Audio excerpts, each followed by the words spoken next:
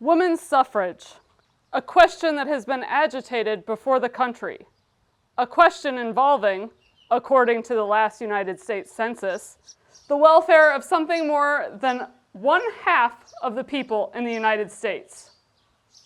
I think I speak advisedly when I call women people, but it has been frequently asserted on the floor of the Senate that they are not citizens, and that the minute they are so adjudged, they will be entitled to the ballot under the 14th article of the amendments to the Constitution.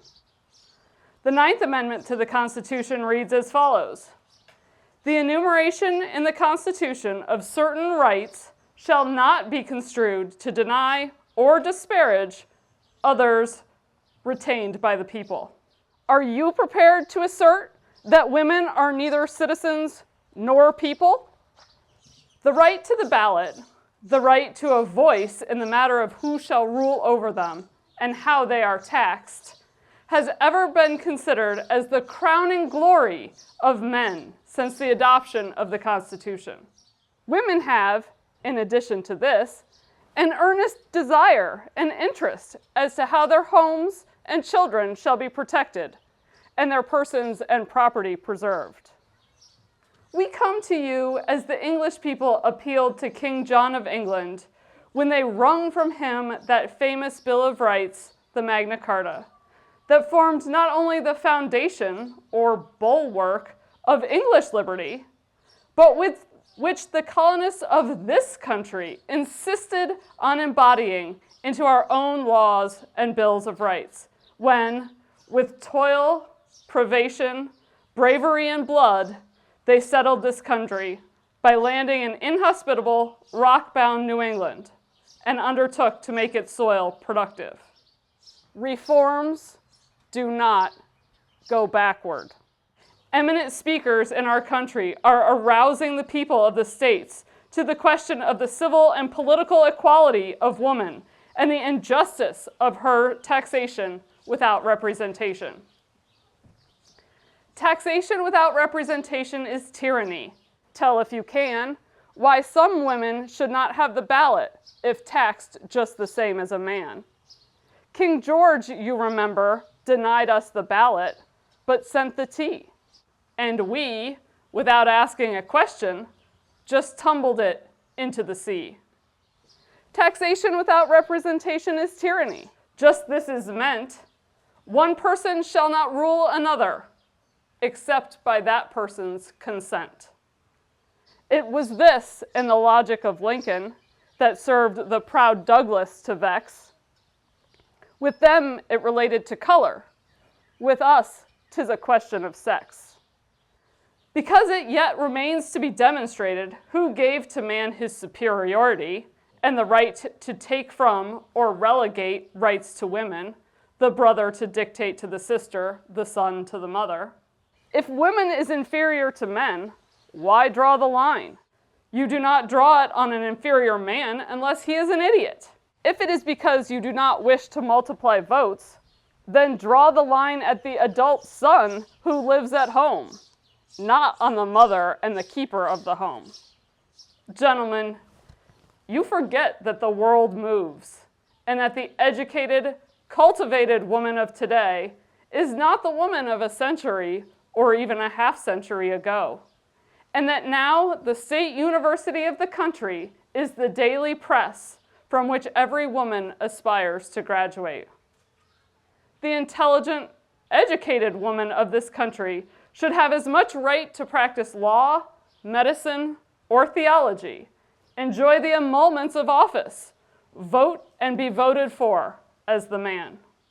The rights of women are inherent in womanhood, and in a republic, the power of the government inherent in the people.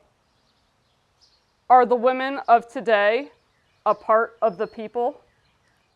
Today we are coming up out of this condition of the superiority of brute force into a condition that recognizes certain rights of humanity which have now become self-assertive and which true manhood can no longer afford to ignore.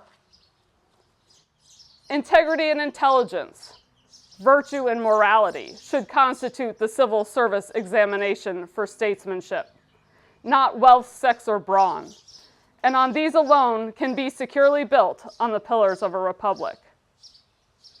If the women of this country, the women of today, are to have the ballot, as I believe they are, and as I think they should accept it as a sacred trust, a weighty responsibility, and use that influence to have the noblest and best men and women occupy positions of trust and be elevated to office. We want loyalty to the highest interest of the masses of the people. The narrow prejudice that have existed so long in this country with reference to the employment and vocation of women and their seclusion from public life pertain to a heathen age, are part of the superstitions and ignorance of the past, something to be educated out of. Equal and exact justice and equal responsibility are alone expedient in legislation and in society. When men and women have advanced far enough to work side by side in the learned professions, as well as other avocations of life, and stand as they should stand as equals and partner in life's contests, and in the struggle for development in the race of life. And in the struggle for development in the race of life, there will be but one code of morals for them both, and the standard that has hitherto been exacted of women will be expected and demanded of men.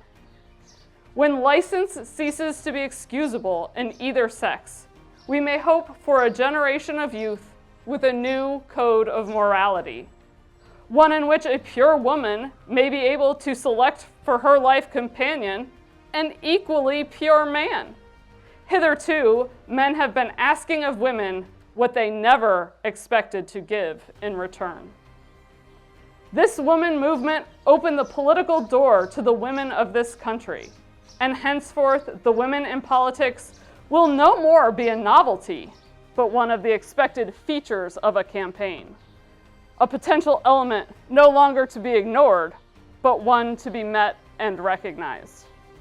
The woman of today has the grace of her grandmother, with the spirit of her revolutionary sire. It is impossible to relegate her back to the kitchen and the cradle. She has come to the front to stay. Thank you.